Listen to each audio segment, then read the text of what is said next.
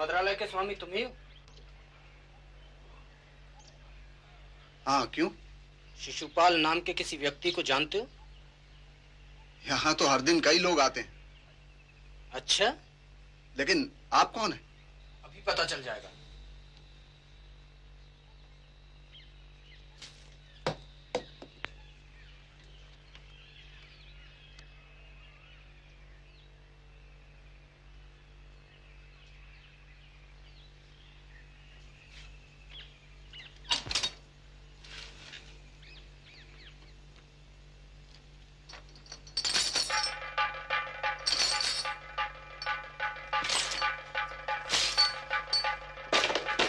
शिशुपाल भागो!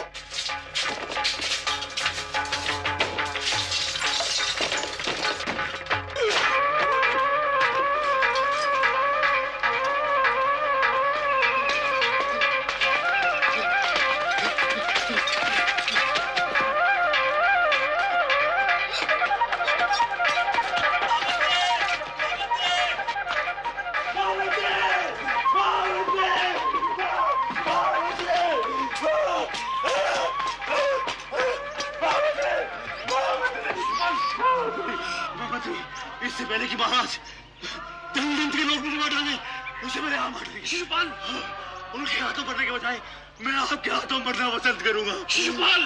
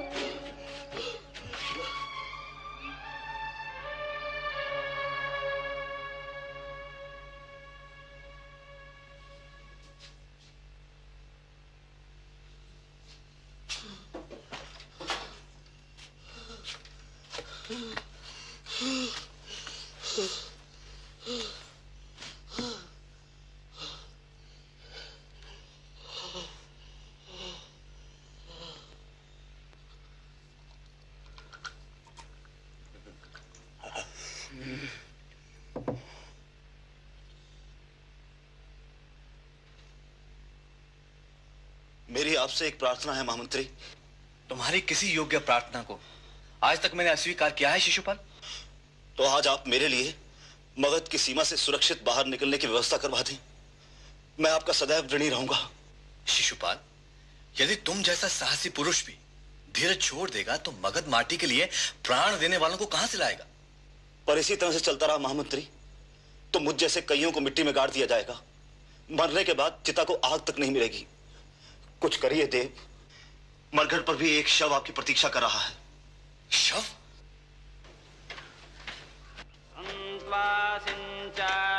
आयुषा प्रजामायुर्धनं च। ॐ शान्ति शान्ति शान्तिः।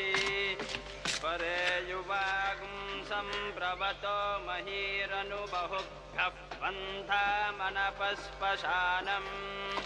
वैवस्वतगुं सङ्गमनं जनानां यमगुं राजानगुं हविषादुवस्यता।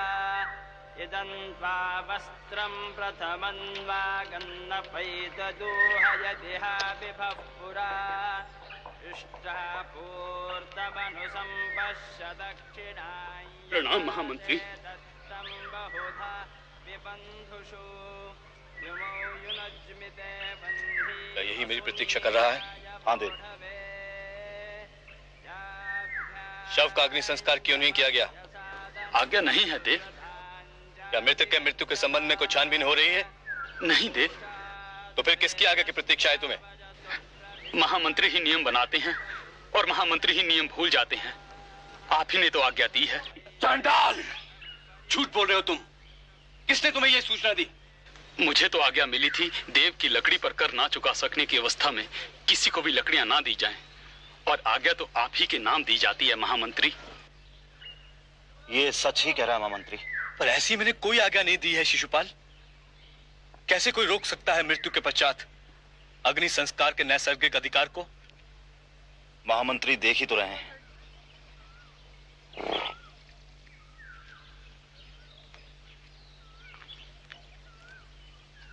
तो क्या आज्ञा है देव?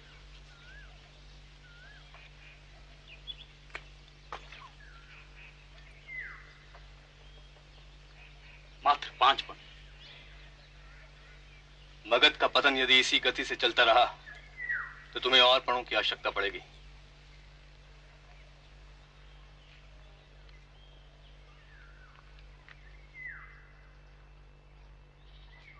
और किन किन वस्तुओं पर कर लगाया गया है शिशुपाल?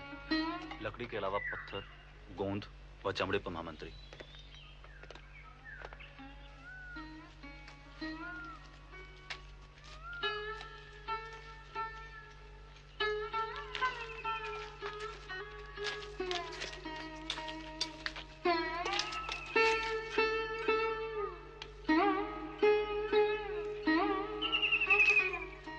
लकड़ी, पत्थर, चमड़े व गोंद पर कर, और मुझे पता तक नहीं।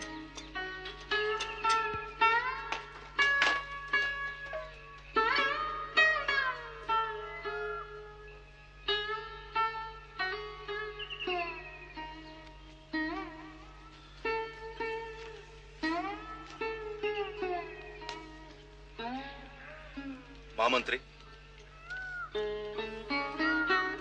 महामंत्री,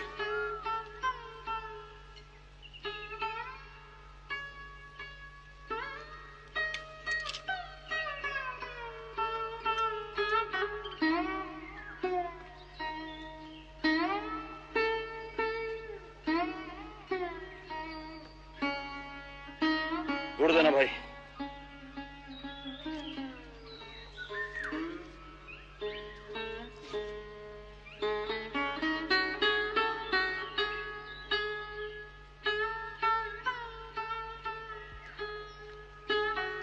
महामंत्री, और किन किन वस्तुओं पर कर लगाने का विचार है? इतना ही साहस है तो जाकर धन्नन से पूछो। शिशुपाल,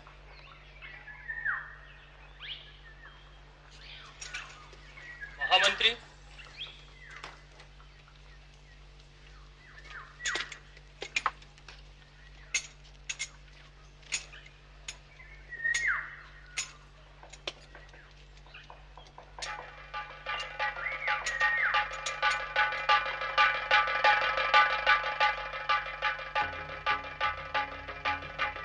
महाराज धनानंद ने सारे मगध में आग लगाने की आज्ञा क्यों नहीं दी? क्या नए कर लगाने से पहले महाराज ने मेरी आज्ञा ली थी?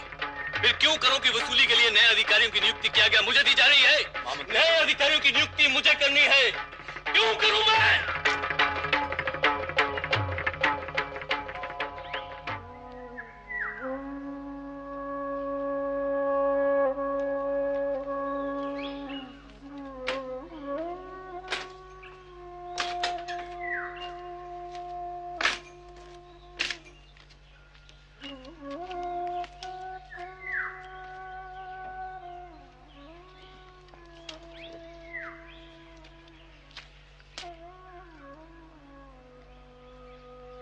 महामंत्री।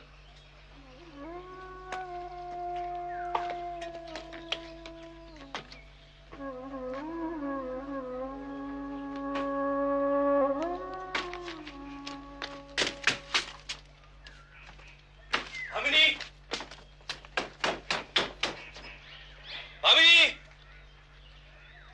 भामिनी, भामिनी,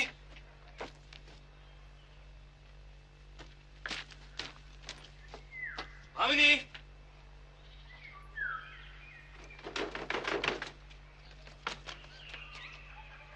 भामिनी, भामिनी,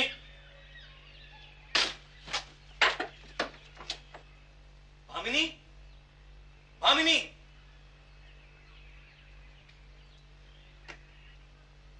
ये सब क्या है भामिनी? मैंने कहा था ना स्वामी, एक दिन हमें मगध छोड़ना पड़ेगा। आज वो दिन आ गया है। पर ऐसा मैंने क्या किया है कि जिसके लिए हमें मगध छोड़ना पड़े? स्वामी, राजनीति में अपने स्वामी और अपने से सामर्थ्यशाली व्यक्तियों के दोष ढूंढना अपने विनाश को आमंत्रण देना है, और मैं अपने परिवार का विनाश नहीं होने देना चाहती। तो तुम भी चाहती हो कि मैं कार्यों की तरह पलायन करूं? हमें हमारे भविष्य की चिंता है पिताजी। मगध के भविष्य में ही तुम्हारा भविष्य सुरक्षित है बेटे। मगध का भविष्य लिखने का अधिकार तुम्हारा है। मगध के हित में ही तुम्हारा हित है। आप पूरे मंत्री परिषद से अकेले नहीं लड़ पाएंगे पिताजी। लड़ना किससे है बेटे? वे भी तो अपने हैं। मुझे उनसे नहीं, उनके अहंकार से लड़ना है, उनके अज्ञान से लड़ना है। जहां सिर्फ तलवार की भाषा समझी जाती है, वहां आपकी कोई नहीं सुनेगा पिताजी। इस लड़ाई में शक्ति नहीं, सत्य निर्णायक होता है बेटे। मेरी शक्ति तो तुम हो, तुम सब। और यदि फिर भी तुम जाना चाहते हो तो जाओ। शक्तार मगध की भूमि पर पैदा हुआ है, वहां मगध की भूमि पर ही मरेगा। आप परिस्थितियों की गंभीरता को समझने का प्रयास नहीं कर रहे हैं पिताजी। तो खड़े क्यों हो? जाओ, निकल जाओ यहां से, जाओ। तुम अपने पिता का त्याग कर सकते हो, परंतु मैं अपनी मां का त्याग नहीं कर सकता। जाओ।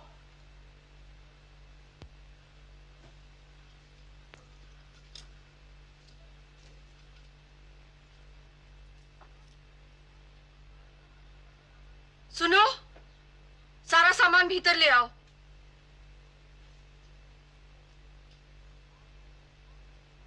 जाइए, आप भी अपने कर्तव्य का निर्वाह करिए।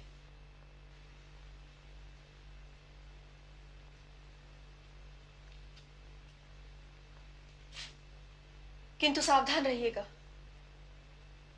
सबसे ज्यादा सावधान तो हमें स्वयं से रहना है भामिनी, क्योंकि सत्य की रक्षा का युद्ध कहीं स्वार्थ की रक्षा का युद्ध ना हो जाए।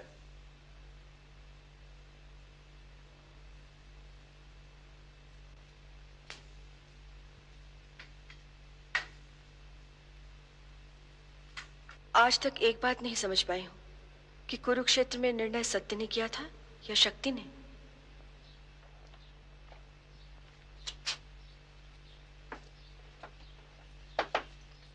सुनिए,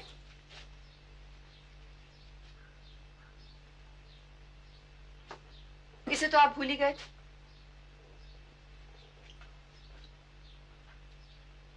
शिशुपाल, आज से तुम यहीं रहोगे।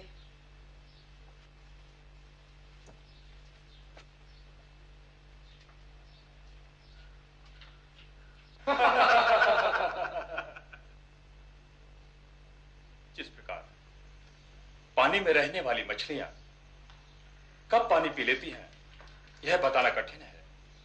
उसी प्रकार मुद्रा विनिमय करने वाले अधिकारी कब मुद्राएं हड़प कर लेंगे, यह भी बताना कठिन है।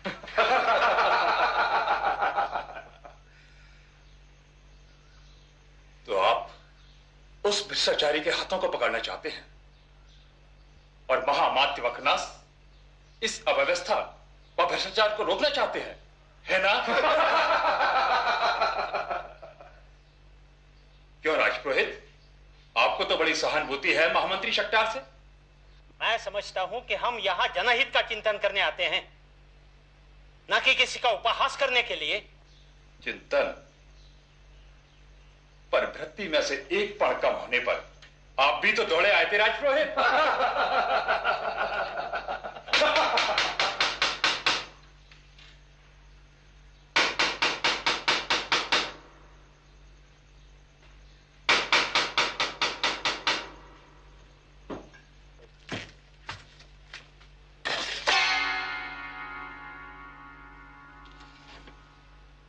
महामंत्री शट्टा,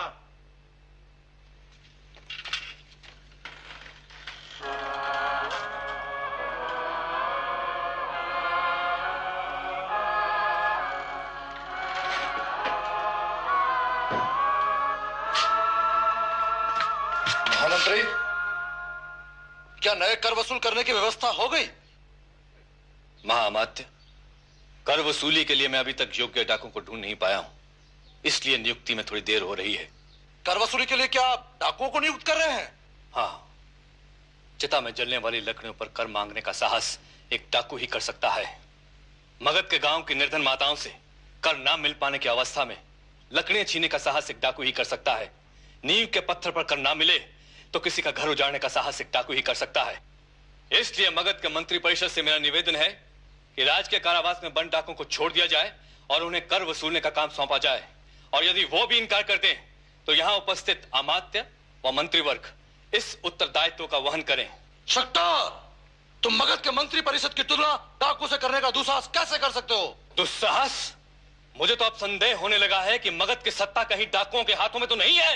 शट्टार, चीखो और चीखो, परंतु उससे पहले मगध के इस मंत्रण कक्ष के समस्त द्वारों एवं समस्त वातायनों को खोल दो, ताकि पाटलिपुत्र की प्रजा यह देख सके कि उन्हें भय अग्नि तथा जल प्रलय से नहीं बल्कि हम जैसे गैर शत्रु से है।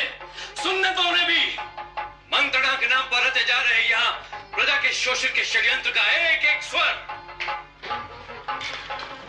जा रहे हो सब?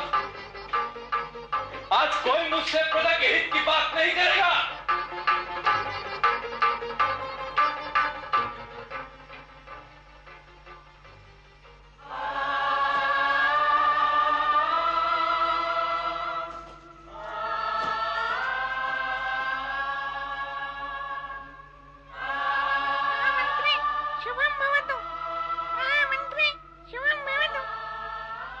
शुभ हो सकता है शुभराज? यदि इसी प्रकार सब चलता रहा तो मगध के कई घर मरघट बन जाएंगे। कौन बताए उन्हें कि जो नमक वे खा रहे हैं उसमें कुछ खारापन मागदों के आंसुओं का भी है। कैसे शुभ हो सकता है, कैसे शुभ हो सकता है शुभराज?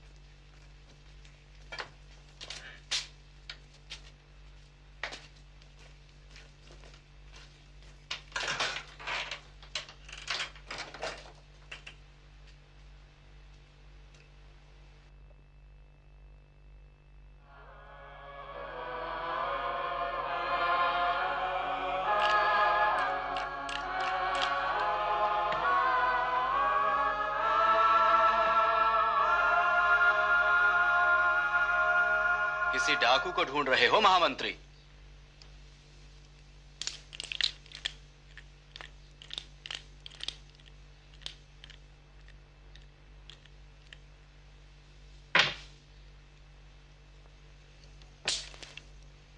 तुम्हें संदेह होने लगा था ना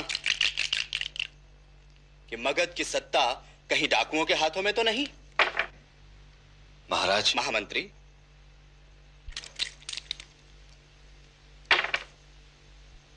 देखो, यहां सुगांग महल में डाकू ही तो बैठा है ना?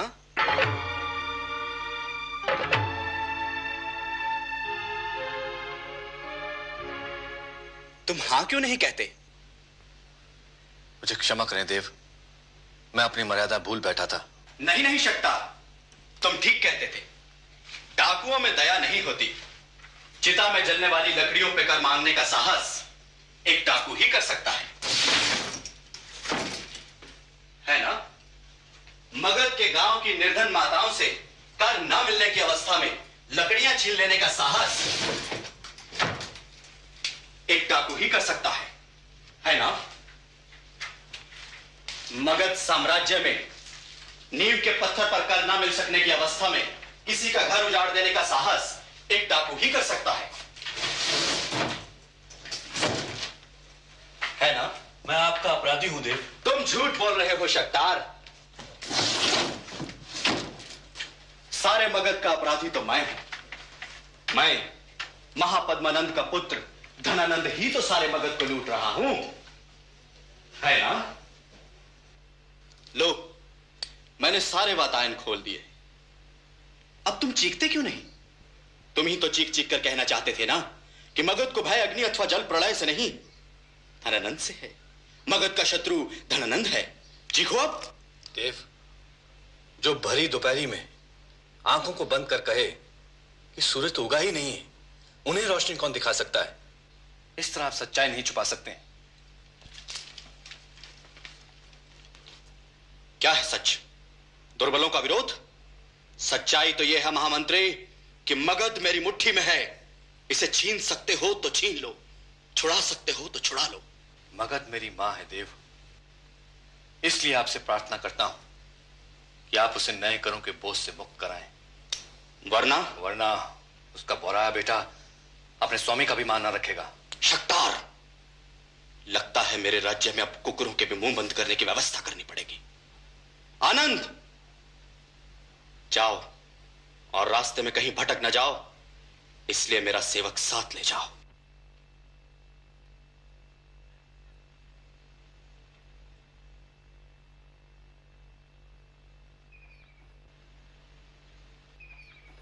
लो, मैंने सारे वातायन खोल दिए। अब तुम चीखते क्यों नहीं? तुम ही तो चीख चीख कर कहना चाहते थे ना कि मगध को भय अग्नि अथवा जल प्रलय से नहीं, धनानंद से। मगध का शत्रु धनानंद है। चीखो अब। क्या है सच? दुर्बलों का विरोध? सच्चाई तो यह है महामंत्री कि मगध मेरी मुट्ठी में है। इसे छीन सकते हो तो छीन लो, छुड़ा सकते हो तो छुड़ा लो। शक्तार, लगता है मेरे राज्य में अब कुकुरों के भी मुंह बंद करने की व्यवस्था करनी पड़ेगी। तुम हाँ क्यों नहीं कहते? डाकुओं को ढूंढने किसी डाकू को ढूंढ रहे हो महामंत्री। अब तुम चीखते क्यों नहीं? मगध का शत्रु सच्चाई तो यह है महामंत्री कि मगध मेरी मुट्ठी में है। इसे छीन सकते हो।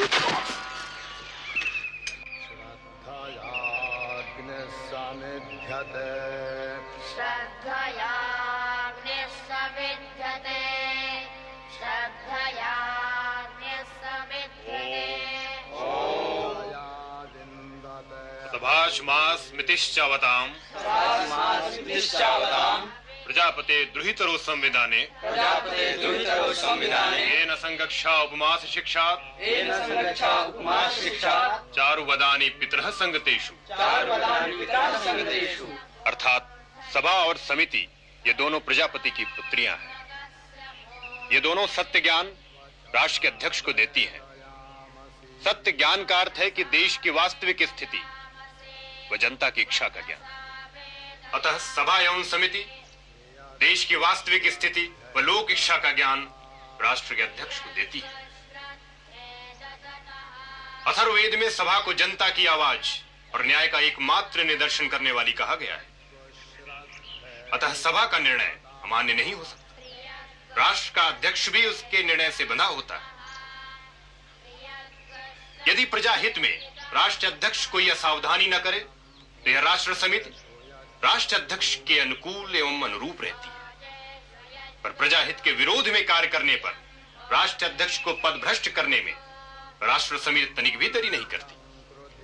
ध्रुवच्युतः प्रमणिहि शत्रुन् ध्रुवच्युतः प्रमणिहि शत्रुन् शत्रु यतोधरान् पादयस्व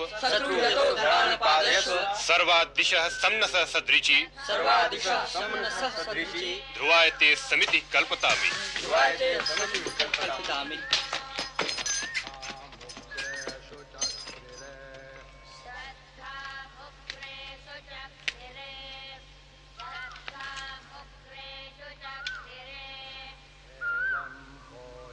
शेष पाठ कल दोपहर को पूरा करेंगे।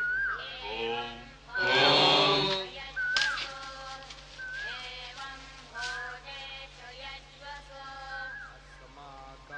सब ठीक तो है? अब तक तो जीवित हूं, और मरने की बारी आई तो पीछे नहीं हटूंगा। तू नहीं बदलेगा शक्टार।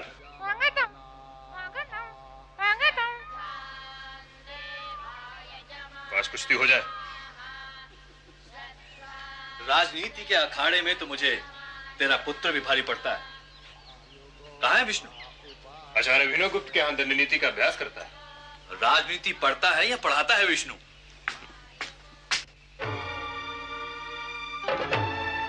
भवती भिक्षा में देहि। मेरी दृष्टि में राजा की स्थिति एक वेतनभोगी सेवक से बढ़कर कुछ नहीं है।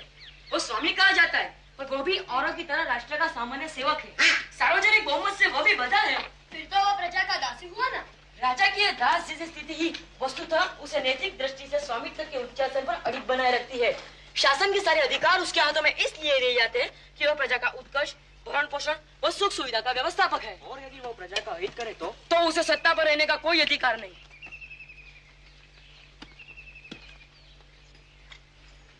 अरे ब्राह्मण, अपना दान तो लेते जाओ। बाद में ये ना कहना कि नंद नंदन दयालु नहीं है।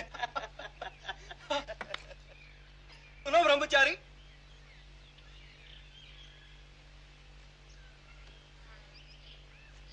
तुम्हारे दंड की ऊंचाई तुम्हारे साथी के दंड से ज्यादा क्यों? ब्राह्मण का दंड माथे से ऊपर, क्षत्रिय का दंड मस्तक तक होता है। और वैश्य का नाक तक। अच्छा, अब ये किसका कहा जाएगा?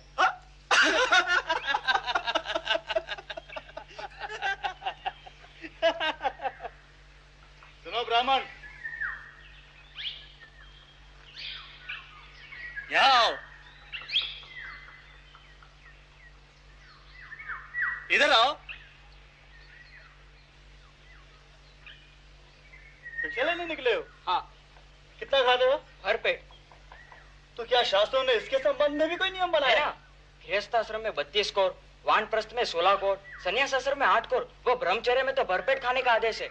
अच्छा, तो ये लो, आज इसी से पेट भरो। जाओ, आज का भिक्षाटन हो गया। रुको कार्तिकेय, मगध की मिट्टी को स्वीकार करो। मगध की मिट्टी तथागत बुद्ध वो महावीर के चरणों के स्पर्श से पुनीत हुई है। उसे माथे पे लगाओ। तो थोड़ी मिट्टी तू भी लेता जा ब्राह्मण।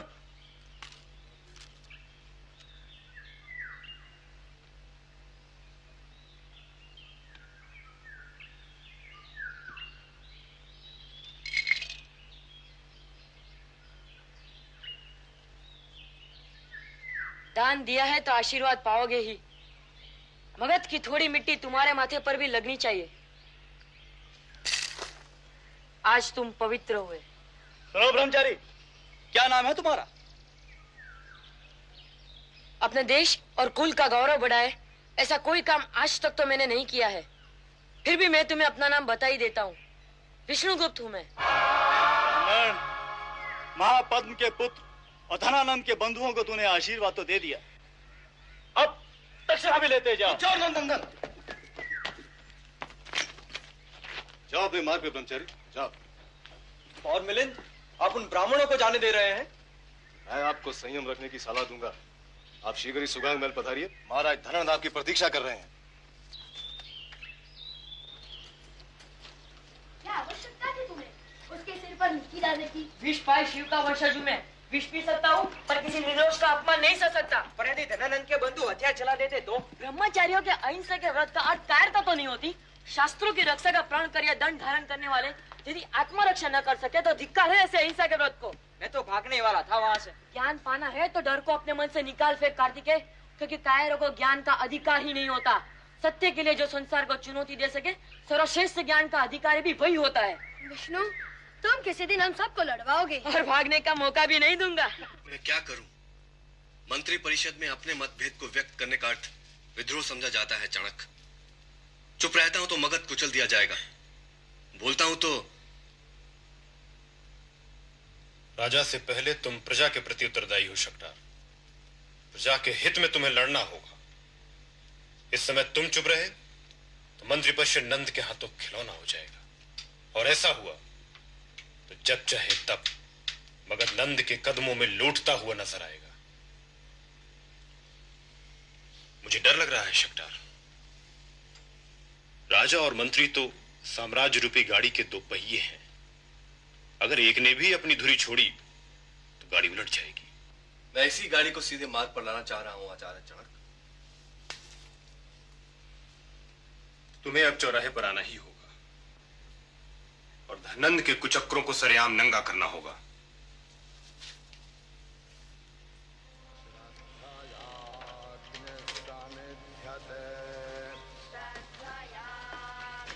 मैं चलता हूं। इस लड़ाई में मैं तुम्हारे साथ हूं शकटार, और सराहने पे मैं सारे मगध को पुकार सकता हूं। लो विष्णु भी आ गया।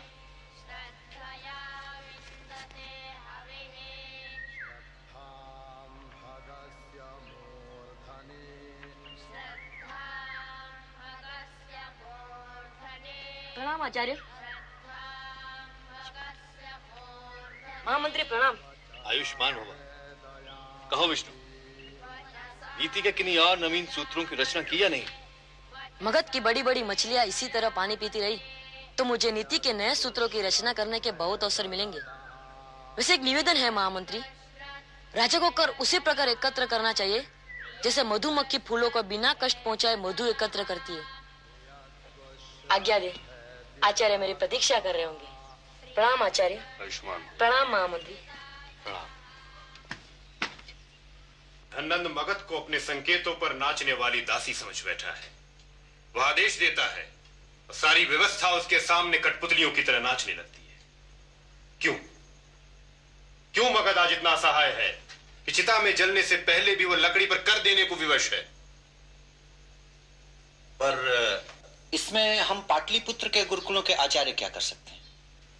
वेदों को हाथों में रख हम कहते हैं कि जिनके हाथ में ज्ञान का शस्त्र है उन्हें किसी से भय नहीं लगता।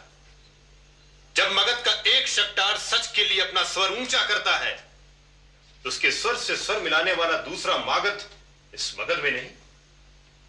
इसलिए मैं आपसे पूछता हूं कि गुरुकुल के गर्भ से सिर्फ कापुरुष व पाखंडी ही पैदा हुए हैं जो सच की बातें तो करते हैं लेकिन सच का निर्वाह करने से कतराते हैं। आचार्य चाणक्य, गुरुकुलों को राजनैतिक विवादों में घसीटा न जाए तो ही ठीक है। गुरुकुल राजनैतिक संघर्ष का हथियार नहीं बन सकते। जो लड़ाई मेरे और आपके लिए हो रही हो उससे आप अलग कैसे रह सकते हैं आचार्य जीवक? शकटार हम सब के लिए लड़ रहा है। शकटार विद्रोह की भूमिका बांध रहे हैं आचार्य चाणक्य। सच की मांग को विद्रोह नहीं कहा जा सकता आचार्य जीवक। यदि कल कोई मागध चौराहे पर खड़ा हो चीख चीख कर धनंद से सच जानने का आग्रह रखे तो क्या उसे विद्रोह की संज्ञा दी जा सकेगी? इसके लिए अच्छा होता कि आप पाटलिपुत्र के राजपुरुषों को बुला दें।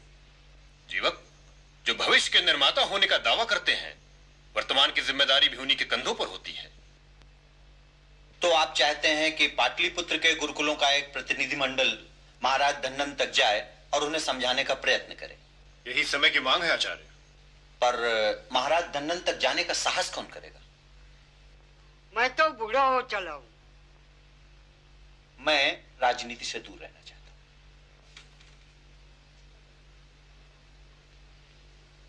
धनंद तक पहुंचने का साहस मैं करूंगा।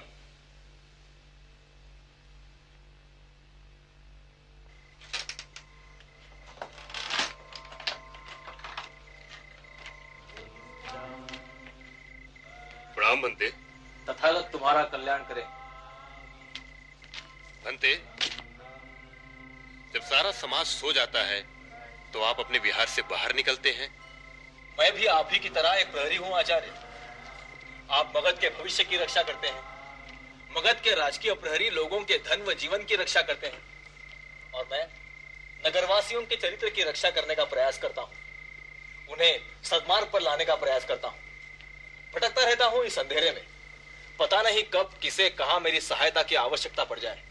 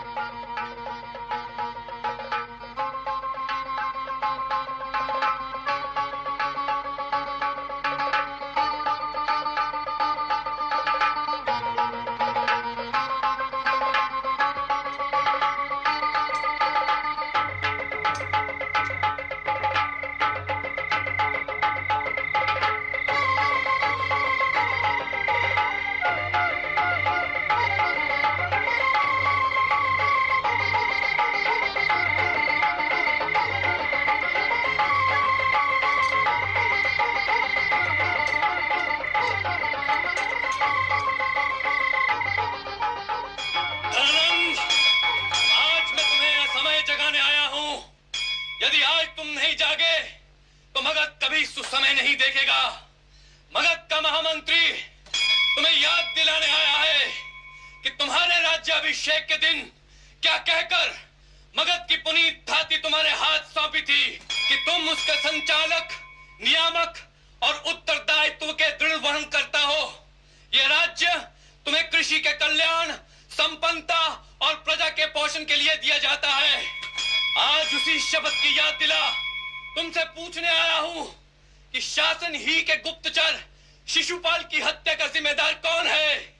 पाटलिपुत्र में जब निर्दोष व्यक्तियों की हत्या हो रही हो तो दोषी व्यक्तियों को कैसे सोने दिया जा सकता है? कैसे?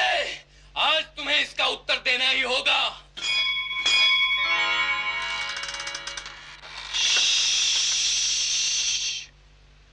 पाटलिपुत्र सो रहा है।